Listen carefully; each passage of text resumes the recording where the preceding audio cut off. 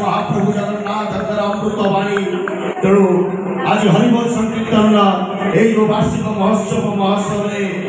सर्वप्रथमे आपण स्वागत करी ए संध्या कार्यक्रम वर्तमान समय समुदाय जानी था कुंभ मेला चली समस्ते कुंभ मेला को जाऊँ भारत में 150 कोटी लोक पृथ्वी में 750 कोटी लोक समस्ते कुंभ मेला को जाना कि कुंभ मेला जो थाई अनुभव कर गुण पकड़ से कथा आम आज ये अनुभव कर आज महाकुंभ पूर्ण कुंभ को आम आज ये जगह को ले ये जो कुंभ कुंभ गोटे माठिया ये जो पूर्ण कुंभ माठिया पौड़ आंबपत्र पानी धान पर थोड़े पूर्ण कुंभ हो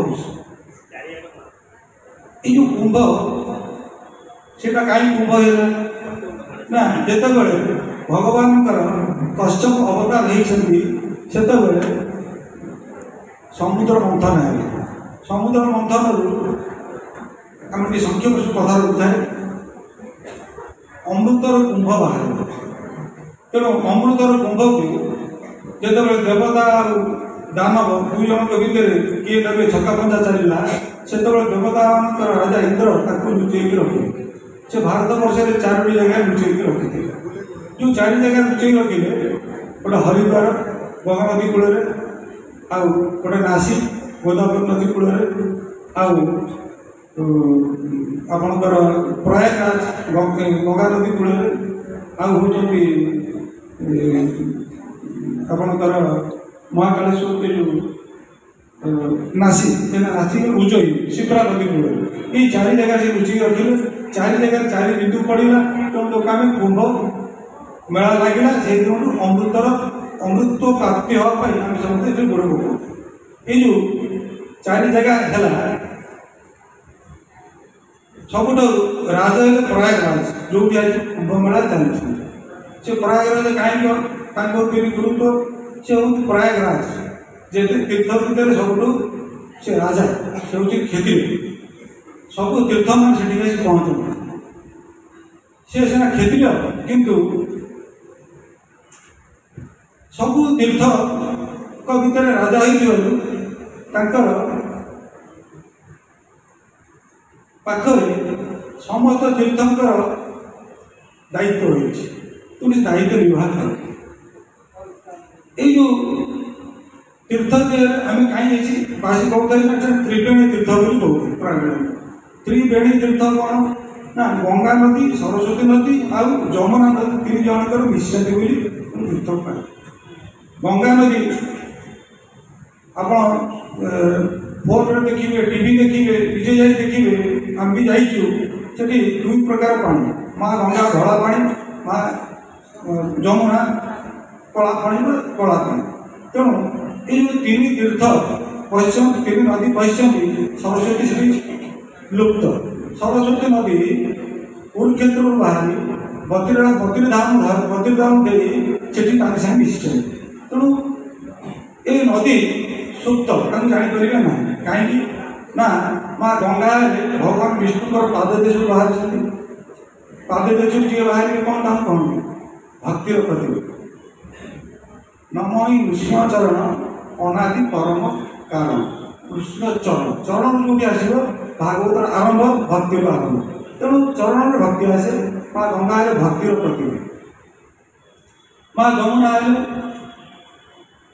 कर्मर प्रतिमा जमुना को कूल प्रभु लीला खेला करते सी हेले कर्मर प्रतिमा माँ सरस्वती कुरुक्षेत्र बाहर ये पहुँचती कुरुक्षेत्र में गीता ज्ञान दिखाई तेणु माँ ज्ञानर प्रतिमा तेणु ज्ञान आउ कर्म आउ भक्ति ये तीन जनकर सम्मिलन कौन कि माँ गीता श्रीमद भगवत गीता किंतु जदि तक आम नवा कर्म ए भक्ति ज्ञान आउ वैराग्य ये तीन तत्व नहीं श्रीमद भागवत आप देखु व्यासदेव भगवान व्यासदेव रूप में जन्म सी आमर जो वेद को भगवान कही से शून्य कथा कथा से चारि भाग कले चारि भाग गले कौन ना गोटे भाग गले रूप जजु श्याम अथर रूप वेद आम जो कथा कहते कि प्रवचन कथा कथा रूप जजु हेले कौन ना ये जो आपणकर विभिन्न पूजा पार्वण जो सब प्रकार ब्राह्मण मानकर जो पिंड विवाह ये सब कम सब अच्छी मंत्र मंत्र सब रूप जजु श्याम हेले कौन ये आप जो कीर्तन करते रूप जजु श्याम अथर अथर बोले चिकित्सा शास्त्र तेणु चारि भाग वेद गले चारि शिष्य को देले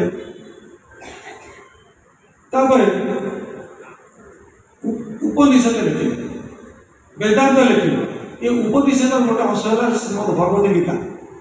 उपनिषद आप पढ़े सब लगे उपनिषद उपनिषत्सु ब्रह्म विद्यायाम योग शास्त्रे गीता का कौन ना योग कौन योग ना भक्तिर योग कर्मर योग आउ ज्ञानर योग कौन यहाँ योग शब्दटा कौन आपण मैंने योग भावुवे हाथ गोड़ सब रखी रामदेव बाबा से जोग है कौन सबुदिन प्रति मुहूर्त आम आम कथा को जोग कर मुझे मो पुओ को स्कूल को पठेली जोग करदे गोटे कम करने जोग करदे इंटरव्यू कर जोग कर प्रभु को जोग कर प्रभु को छाड़ तुम जहाँ कर मुझे ना कथा बहुत आलोचना ही कर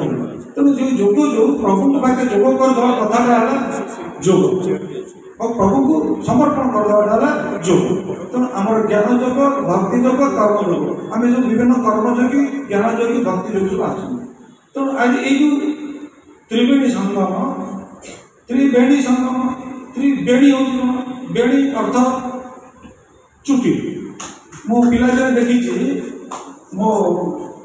बड़ भौणी मैंने आम 10-12 वर्ष है गोटे बेणी पकाते आम बोऊ ने सब बेणी पकाते माने बेणी माँ को बेणीटा जो चुटी 3 शिरा कर 3 भाग कर बेणी पकेलु बेणी पकई रिबन था रिबन बंधा होता पिला दिन कथा बहुत भूल आम ये देखिए आप बेणी की देखिए से 3टा दिन सारा आसो आप बेणी पकई बांधि सारापर से बेणी जिते निरीक्षण करें भी आपको 2टा धार देखा तृतीय धार देखा ना आज से न्याय आज 3 बेणी 2 धार देखा आउ गोटे धार देखा ना जय जगन्नाथ स्वामी की तेणु यहाँ तार महात्मा से कौन होती ना से जो ठाकुर अच्छा माधव अच्छा से माधव होती बेणी माधव कहते बेणी माधव जेहतु त्रिवेणी बेणी पाखे बेणी माधव उपासना कौटी अच्छी सकल तीर्थचरण पत्रिका जीविका कारण न्याय प्रभु जगन्नाथ मंदिर बेणी माधव अच्छा आप सब देखी तो जी विमला मंदिर मो गठिया डाण पटे माधव देखिए कहते बेणु माधव कहते बेणु माधव अपर वंश हो बेणु माधव जगन्नाथ बलभद्र सुभद्रा चक्र ना 3 जन अच्छे 3 जन कहते बेणु माधव अपर वंश बेणी माधव से तीर्थ आम जिते तीर्थ अच्छे जार पृथ्वी विषय जगत में समस्त तीर्थ श्रीमंदिर उपस्थित श्रीमंदिर आमको उपलब्ध करें तेणु यदि बेणी माधव श्रीमंदिर अच्छा तेणु यो भक्तिर गंगा आप देखो भगवान श्रीकृष्ण कथा लिखाई कौटे ସେ କ'ଣ ଭାଗବତ ଭଗବାନ ବ୍ୟାସଦେବ ଯେତେବେଳେ ୟାକୁ ଭାଗବତ ଲେଖିବେ ସେତେବେଳେ ସେ ଶ୍ୟାମାପ୍ରସାଦ ଆଶ୍ରମ ବଦ୍ରୀନାଥ ଧାମରେ ବସିଛନ୍ତି ମନ ଦୁଃଖରେ। ନାରଦ ମହର୍ଷି ଆସୁଛନ୍ତି ପଚାରୁଛନ୍ତି କେଉଁ କାହିଁ ମନ ଦୁଃଖ କରିଛ? ନା ମୁଁ ତ ସବୁ କଲି, ବେଦ 4 ଭାଗ କଲି, ମହାପୁରାଣ 18ଟା ଲେଖିଲି, ଏମିତି କେତେ ପୁରାଣ ଲେଖିଲି, ଉପନିଷଦ ଲେଖିଲି, ସବୁ ଜିନିଷ ଲେଖି ସାରିଲା ମନଟା କାହିଁ ଖୁସି ହେଉନି। ତେଣୁ ତାକୁ ବ୍ୟାସଦେବଙ୍କୁ ନାରଦ ମହର୍ଷି କହୁଛନ୍ତି ଦେଖ ମୁଁ ଗୋଟେ କଥା ପାଇଛି। କ'ଣ ପାଇଛି? ନା ଭଗବାନ ବିଷ୍ଣୁଙ୍କ ଠାରୁ ଏଇ ଭାଗବତର କଥାକୁ ବ୍ରହ୍ମା 4ଟା ଶ୍ଲୋକରେ ପାଇଥିଲେ। ତାକୁ ଚତୁଶ୍ଲୋକୀ ଭାଗବତ କହନ୍ତି। 4 ଶ୍ଲୋକରେ ପାଇଲେ। ବ୍ରହ୍ମା ସେ 4 ଶ୍ଲୋକ ନେଇ ନାରଦଙ୍କୁ କହିଲେ 10ଟି ଶ୍ଲୋକରେ ନାରଦ କହିଲେ ମୁଁ ଶୁଣିଛି ତମେ ଯଦି ଏଇ ଶ୍ଲୋକକୁ ଲେଖିବ ତାହେଲେ ତମର ମନ ସନ୍ତୁଷ୍ଟ ହେବ। ନାରଦଙ୍କୁ 100ଟା ଶ୍ଲୋକ ଦେଲେ, ଚତୁଶ୍ଲୋକ 10 ଶ୍ଲୋକ 100ଟା ଶ୍ଲୋକ ଏବଂ ତାଙ୍କୁ କହିଲେ ତମେ ଯାହା ଲେଖିଛ ଭଗବାନ ଉପରେ ଲେଖିଛ, କିନ୍ତୁ ଭଗବାନ ଚରିତ୍ର ଲେଖିବ। ଏଠି ଦେଖନ୍ତୁ ଆପଣ ତାହେଲେ କିଏ, ଆମମାନେ ସବୁ କ'ଣ? ସେ କହିଲେ ଭଗବାନ ଚରିତ୍ର ଲେଖ। ଭଗବାନ ଚରିତ୍ର ଲେଖିଲେ ଠିକ୍ ଆପଣଙ୍କୁ ଶାନ୍ତି ମିଳିବ। ଭଗବାନ ବିଷୟ ଲେଖିଲେ ଆପଣ ଶାନ୍ତି ମିଳିପାରିବ ନାହିଁ, ମନ ତୃପ୍ତ ହେବ ନାହିଁ। ତେଣୁ ଶ୍ରୀମଦ୍ ଭାଗବତ ଖାଲି ବହୁତ ଗପର ସମାହାର, ବହୁତ ଗପର ଭକ୍ତ ଚରିତ୍ରର ଗପର ସବୁ ସମାହାର। ଭାଗବତର ଆରମ୍ଭ ଶେଷ ପର୍ଯ୍ୟନ୍ତ ଦେଖିବେ ଖାଲି ଭକ୍ତର ସମାହାର ଭିତରେ ସବୁ ଉପଦେଶ ଦିଆଯାଇଛି। ତେଣୁ ତାକୁ ସେ 18,000 ଶ୍ଲୋକରେ ଲେଖେ। ବ୍ୟାସଦେବ 18,000 ଶ୍ଲୋକରେ ଲେଖେ ଶ୍ରୀମଦ୍ ଭାଗବତ। ଶ୍ରୀମଦ୍ ଭାଗବତ ଏମିତି ପୁରାଣ, ଏକ ସ୍ୱୟଂ ସମ୍ପୂର୍ଣ୍ଣ ପୁରାଣ। ଆମର ଅଛି ଅନ୍ୟ କଥାରେ ଭାଗବତ ଲେଖା ହେଇଛନ୍ତି ରେ ଗୋବିନ୍ଦ ଗୋବିନ୍ଦ ଗୋବିନ୍ଦ ପଦୁ ଗଳୁଛି ମକରନ୍ଦ ମକରନ୍ଦ ପାନ କରି ହେଡ଼େ କରି ହେ ବ୍ରଜନାରୀ ହେ ବ୍ରଜନାରୀ ଅପୟରେ ମନ ମୋର ନିରନ୍ତରେ ମନ ନିରନ୍ତରେ ରହୁ କୃଷ୍ଣ ବୋଲି ଜୀବ ଯାଉ কৃষ্ণ বলি যাও দিব মোকে উদার রাধা মোকে উদার রাধা মোকে উদার বাসুদেব গোবিন্দ গোবিন্দ গোবিন্দ কলু গলুছি মকরন্দ সে মকরন্দ বলি গলা ঈশ্বর মস্তকে রহিলা ঈশ্বর দেলে নারদଙ୍କୁ নারদ କହିଲେ ଦାସଙ୍କୁ ଦାସ ଦାସୁକ ମୁଖେ ଦେଲେ ସୁଖ ଧରି କହିଲେ ଏଣୁ ହୋଇଲା ଭାଗବତ ସଂସାର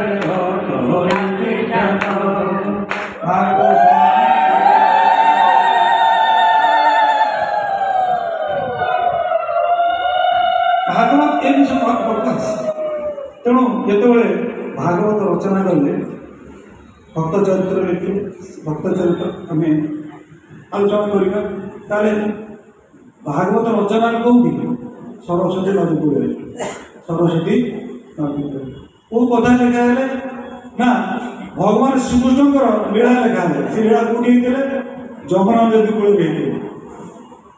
ଦେଖନ୍ତୁ ଦୁଇପଟେ ସମୁଦ୍ର ଏକାଠି ହେଉଛି। ଯମୁନା ନଦୀ କୂଳରେ ଘଟିଥିବା ଘଟଣାମାନ ପ୍ରଭୁଙ୍କ ଲୀଳାକୁ ସରସ୍ୱତୀ ନଦୀ କୂଳରେ ଲେଖିଲେ, ବ୍ୟାସଦେବ ଲେଖିଲେ ଏବଂ ତାକୁ ସୁକମୁନି ପରିଚିତ ତାଙ୍କୁ ଗଙ୍ଗା ନଦୀ କୂଳରେ କହିଲେ। ଏବେ ଦେଖିଲେ ଭାଗବତର ସମ୍ପର୍କ ତ୍ରିବେଣୀ ସାଙ୍ଗେ କେମିତି ରହିଲା? ଗୋଟେ ଲେଖା ହେଲା,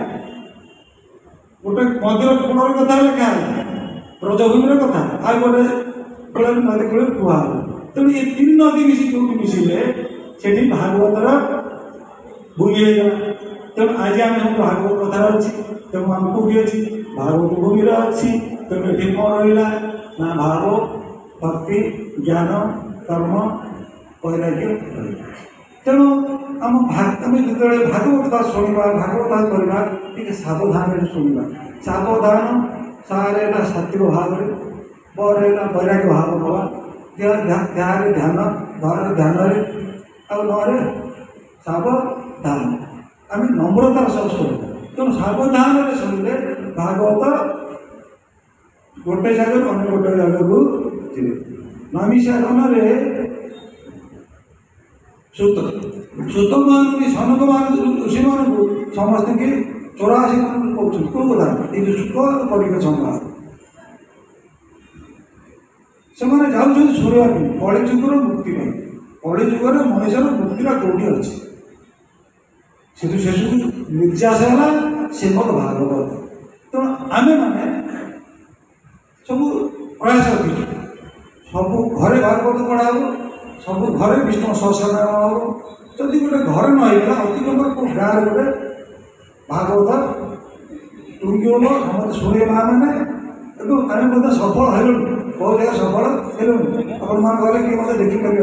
କରୁଛୁ। ଏବଂ ସେଇ ନ୍ୟାୟରେ ମୁଁ ବି ଚାହୁଁଛି ଏଠି ଆମେ ସମସ୍ତେ ଶପଥ ନେବା, ଏ ଜାଗାରେ ଆମେ ଯଦି ପ୍ରତି ମାସେ ଭାଗବତ ଗୋଟିଏ ଗୋଟିଏ এই অনুষ্ঠান କରିବା। ପ୍ରତି ମାସେ ଗୋଟିଏ ଶେଷ ରବିବାର ହେଉ ଯାହା ଆମେ ଯେଉଁ ଯୋଗାଡ଼ କରିଦେଇପାରିବୁ, ଭଲ ଭଲ ପ୍ରବଚନକୁ ଆଣିପାରିବୁ। ଆପଣ ଖାଲି ଭାଗବତ ସେ ଏଇ ବ୍ୟବସ୍ଥା ଯଦି ଆମେ ସମସ୍ତେ ସଂକଳ୍ପ ନେଇପାରିବା ତାହେଲେ ହେଇପାରିବ। ସଂକଳ୍ପ ଆମର କ'ଣ ଅଛି? ଜଗନ୍ନାଥଙ୍କ ସଂକଳ୍ପ କିଛି ନାହିଁ। ତେଣୁ ଏଗୁଡ଼ାକ ହେଲେ ଆମେ ସବୁ ବ୍ୟବସ୍ଥା କରିଦେଇପାରିବୁ ଏଠି, କିନ୍ତୁ ଆପଣମାନଙ୍କ ସହଯୋଗ ଦରକାର। ଆମେ ବିଶ୍ୱ ସାରିକି ଆଲୋଚନା କରିପାରିବୁ ବିଷୟରେ। ହଁ, ପ୍ରଥମ କଥା ହେଲା କ'ଣ? ଏଇ ଯେଉଁ ଭାଗବତ, ଏଇ ଯେଉଁ ତ୍ରିବେଣୀ ବୁଡ଼ ପକେଇଲେ ଆମେ ଆଜି କୁମ୍ଭରେ ବସିଲି, ତେଣୁ ଭାଗବତରେ ପ୍ରଥମ ଆରମ୍ଭ ହେଉଛନ୍ତି ମାଙ୍କ କଥା। ସାରା ଭାଗବତରେ କେମ ନାରୀ ନ ଅଇଲି ନାରୀ, ଭଗବାନ ତାଙ୍କୁ ହିଁ ଭଲ ପାଆନ୍ତି, ତାଙ୍କୁ ନେଇ କଥା ଆଲୋଚନା ହୁଏ। କାରଣ ସେ କାହାର ଅଭିମାନ ଶତ୍ରୁ ନ ଶତ୍ରୁ, କାହାର ଶତ୍ରୁ ସେ ଯିଏ ନୁହନ୍ତି ସେ ହଉଛି ନାରୀ, ତାଙ୍କୁ କୁହନ୍ତି ମା। ସେଇ ମା କଥାକୁ ନେଇଛନ୍ତି। ଯେତେବେଳେ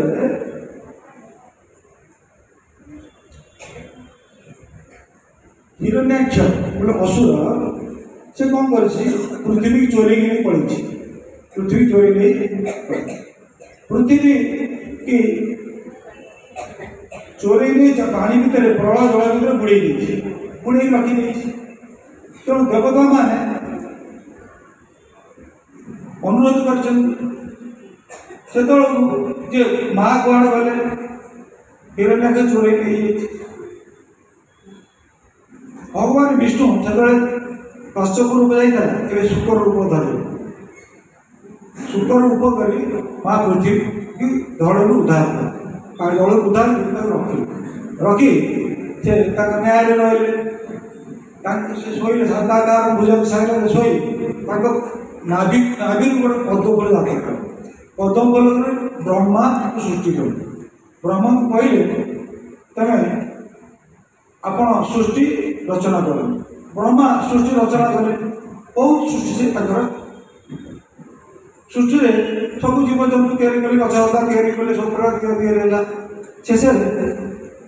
ତାଙ୍କର କିଛି ଲାଭ ହେଲାନି, ପୃଥିବୀ ଆଗେଇ ପାଇଲାନି। ତେଣୁ ସେ ଚତୁଃସନକଙ୍କୁ ତିଆରି କଲେ। ସନକ ଚାରି ଜଣକୁ ଜଣାଇଲେ, କିନ୍ତୁ ତମେ ପୃଥିବୀ ତିଆରି କର, ପୃଥିବୀ ବିଶ୍ୱକୁ ସଂସାରକୁ ଆଗେଇ ନିଅ।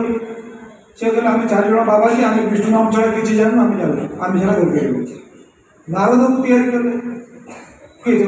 ବ୍ରହ୍ମା ମାନସ ପଟରୁ ତିଆରି କରୁଛନ୍ତି, ଯେଉଁ ମାନସ ସୂତ୍ର ତାଙ୍କୁ ତିଆରି କଲେ ଯେ ତମେ ସଂସାର କର। ନାରଦ କହିଲେ ମୁଁ କିନ୍ତୁ ବୁଲିବି ପଛେ ପ୍ରଭୁ ନାଁ ଦେଇ କରିପାରିବି, ତେଣୁ କ'ଣ କରିବି? ପୁଣି ଅନେକ ପରିବେଶକୁ ସେ ମାନସରୁ ତିଆରି କଲେ। ସପ୍ତର୍ଷି, ଭୃଗୁ, ଏମିତି ଜଣେ କଦର୍ମ, ଏମିତି ସବୁ ତିଆରି କଲେ। କିନ୍ତୁ ଏମାନେ କେହି ଖାଲି ଯୋଗ କଲେ, ତପସ୍ୟା କଲେ, ଆଗେଇ ପାଇଲେ ନାହିଁ। ତେଣୁ ବ୍ରହ୍ମା ନିଜ ଶରୀରରୁ ଡାହାଣ ପଟ ଅଙ୍ଗରୁ ମନୁ, ବାଁ ପଟ ଅଙ୍ଗରୁ ଶତରୂପା, ଏ 2 ଜଣ ତିଆରି। ଏଇମାନେ ଆଗକୁ ସଂସାର ବଢ଼େଇଲେ। ए दुई जनकर संपर्क 5टी पिला जन्म ये जो 5 जन पिला जन्म हेले 5 जन 2 जन हेले पुओ आउ 3 जन हेले झील ये 5 जन संसार बढ़े जे 2 जन झील को विवाह ऋषि को आ रही माँ देव तेणु ये जो मनु सत्यनारायण जो देवहूति माँ ये देवहूति माँ को विवाह करे तो संसार चल अपन मन रखिए ये भगवान विष्णु ये भगवान जगन्नाथ तांकर नीति अनीति किसी ना मन पाई से जहाँ करेंगे से नीति अनीति करते अनीति बाहरी वैष्णव को परिवार करते परिवार बाहरी वैष्णव करते तेणु से चिंता करते मुझे संसार बढ़े तेणु से ब्रह्मा और नारद को पठे महर्षि कदर्म पाख महर्षि कदर्म पाखे ब्रह्मा और नारद कहते जे आपण माता देवहूति की विवाह करूँ संसार बढ़े से मना कर मैंने मुझे करें जो नकले असुविधा होगा माने आम आज जो सकाशे बसी बहुत सृष्टि होगा से विषय आम कहूँ कथा अर्थात संक्षेप रही बहुत काटा पड़े कदर्म कहले मुझे गचमूल तपस्या करुँच मोर तो किसी ना मनु महाराज पृथ्वी अधिपति झी अली झी हेल्ले देवहूति जे देवता मान उद्देश्य निज आहुति दे सी केमती चलिए कि फेरे देवे पलि आस ब्रह्मा और नारद पलि आस भगवान विष्णु कहले विष्णु कहले आ उपाय किसी ना आम जीवन कह विष्णु स्वयं आसे वर्तमान कदम ऋषि चिंता कर ध्यान जे आप तो निराकार निर्गुण साकार केमती संसार बाहर थी संसार सृष्टि कर स्रष्टा केमती सृष्टि भितर रही ठीक कथा सृष्टि भितर केमती स्रष्टा रही यही बहुत द्वंद्व तक मन सब रही ये द्वंद्व को निवारण करने भगवान आज पहुँचो ये जो मुंडे ध्यान दे सशक्त चक्रम चक्रिका कुंडलम चक्रिका दशकम सरस्वती सहार पक्षतल वस्तु वस्त्र नमामि विष्णु शिरस चतुर्भुजम ये जो रूप शंख चक्र गला कद चिन्ह चिन्ह धरी तो प्रभु तांक पाखे पहुँचु कहते खोल कदम आखि खोल कदम आखि देखते हृदय जे आगे देखिए कहते तुम शंका पूर्ण हम तुम गोटे कथा कर मनु महाराजा आर पत्नी शतरूपा देवहूति की तुम पाखक आनिक आसवे तुम्हें विवाह कर जो प्रभु कहते उपाय किसी ना कहले हाँ राणी राजा बलियोड़ी कन्या आज ये जो तपस्या कर कदम मान कौन पंप भाया शरीर केमी कौन करेंगे से तपस्या करते कौटी सरस्वती नदी कूल सरस्वती नदी कूल तेणु से जाइए सार हाथ स्नान कर मुनि ऋषि ध्यान बड़े जोग बड़े सब किसी कर रूप नहीं आसती माँ शतरूपा मनु महाराज देवहूति पहुँचती बह रही देवहूति से कहते मनु महाराज फेरी आज दीज संसार कर तपस्या चली कि मागी ना ये कथा मन अच्छी प्रभु कौन को आस प्रभु केमी आसवे ध्यान बल सब बड़ रथ तैयारी कर रथ सब किसी अच्छे सबकि व्यवस्था सब अच्छे से रथ से विहार कर गर्भ एका कालीन 9टी झील जन्म हो सब आलोचना कर समय ना 9टी झील अच्छे ये 9टी झील नवधा भक्ति नवधा गर्भ परिष्कार नहे भगवान आसपारे ना तेणु ये नवधा भक्ति को सप्तर्षि सह आउ 2 जन ऋषि को विवाह दे पुणी संसार में मन देते गर्भ रही से गर्भरे भगवान आसी से ब्रह्मा आ संभाली पारना ब्रह्मा आप देखिए पुराण शास्त्र भगवान कृष्ण को जन्म पर भगवान ब्रह्मा आस रामचंद्र के पर ब्रह्मा आस ब्रह्मा देखिले मुझे जीवी प्रभु जन्म होते ऋषि मुनि ऋषि अच्छे नामकरण करते तेणु भगवान राम को गर्ग ऋषि भगवान कृष्ण को ऋषि गर्ग नामकरण करते रामचंद्र को वशिष्ठ नामकरण करते ये गला मुझे ब्रह्मा आज पेटे अच्छा प्रभु पेटे मार अच्छा गर्भर अच्छा नामकरण करते नाम है कपिल एवं ना शुणुवे नाम है कपिल कहले नामकरण करदे कपिल आसला भावी करदे कपिल मुनि जन्म हो कपिल मुनि जन्म हो कपिल मुनि जन्म है पितांकर कदर्मकर ममता लगी जाइए प्रकृति सीना देखा कदर्म अंतरटा था पंक भली नरम माँ देवता बुझी जाए कारण प्रकृति आम अंतर देखी हृदय देखी लोक को चिन्हवा रूप देखी चिन्ह पारा ना एरा तत्व एरा निचास जो कदम ऋषि ममता लगी विश्व पिता प्रति प्रभु कपिल प्रति उपदेश दे पिता आपण कामना आप कला करो तपस्या कर माता देवती पचार रे पुओ मु तो संसार कली सब कली ये संसार केमती निर्माण करते कपिल महर्षि छोट बड़ू साधु भाया गढ़ी माँ कपिल कही तू माँ मत गुरु करा पड़ो एवं तुमको जो उपदेश देवी माते बोली डाक माँ बोली डाक जननी डाक आपण व्यासाशाला बसबी आप शिष्या ही आज महर्षि कपिल सांख्य दर्शन दौरान सांख्य दर्शन अर्थात भक्ति तत्व जो भक्ति तत्व प्रथम आरंभ है प्रभु कपिल और माता देवती संवाद तृतीय अध्याय 22 अध्याय 33 अध्याय कपिल देवती कपिल देवती समाधान विख्यात जो समस्त भक्ति तत्व से समस्त भक्ति तत्व विख्यात नवदा भक्ति श्रवण कीर्तन एमती 9टा भक्ति अष्टांग जोग मार्ग आम मातृगर्भे आरंभ 5 दिन जन्म संसार आसला पर्यंत तार तत्व ये समस्त निर्चाश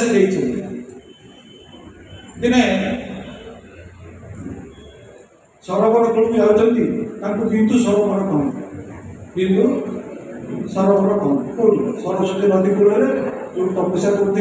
बिंदु सरोवर सर बोली कौन आज माता देवहूति की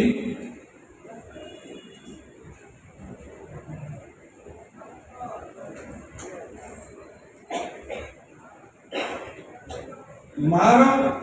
कथा कौन ममता मार दरकार संसार मार दरकार संसार माँ माँ संसार भी लड़ाई किंतु प्रभु कपिल माता को देवे दिव्य ज्ञान जो ज्ञान आज पृथ्वी पक्ष चलती आम विभिन्न शास्त्र पुराण पढ़ु सका भी शुणुते एवं भी शुणे सब जिते पुराण शास्त्र सब तार पर निर्भर कर तेणु आज माता को नहीं बिंदु सरोवर पानी बही जाऊँ गोटे फेण देखी माँ को कहते माँ ये जो फेण ना ये फेण गोटे जल बिंदु आउ कि जल बिंदु मिसी जाती फेण या जल बिंदु ये फेण गुड़ा गोटे गोटे गोटे गोटे बाहर जाऊँ आम समुद्र संसार में समस्त गोटे गोटे मिसी जाए कौन संसार सब छाड़ी संसार निर्यास कर तेणु आए संसार ये जल बिंदु भरी मिछ माया तत्व भर तापर अनेक गोटे दिव्य ज्ञान दे सारा माता देवती बर्तमान छाड़े क्या स्वामी की छाड़ी पदम आज छाड़े पिता कथा तो अनेक आम तो तरतर थाए आगे गोटे विषय अच्छे तरतर सरुचे तेणु आज माँ देवती मुख्य पाँच निर्माण प्राप्ति होती ध्यानस्थ होती कपुड़ा आज माँ को छाड़ी दिव्यज्ञान दे जाऊँ कपुड़ा चलीगले पूर्व को चले थे कौटी बद्रिका आश्रम सरस्वती नदी कूल जाऊँच पूर्व को कपिल पलि पूर्व को गंगा नदी कूल सरस्वती कूल माँ से ध्यानस्थ ये अच्छी भागवत कहते माता तू दे दिव्य ज्ञान कपिल हे अंतर्ध्यान गोविंद गोविंद गोविंद पदुभूति मकर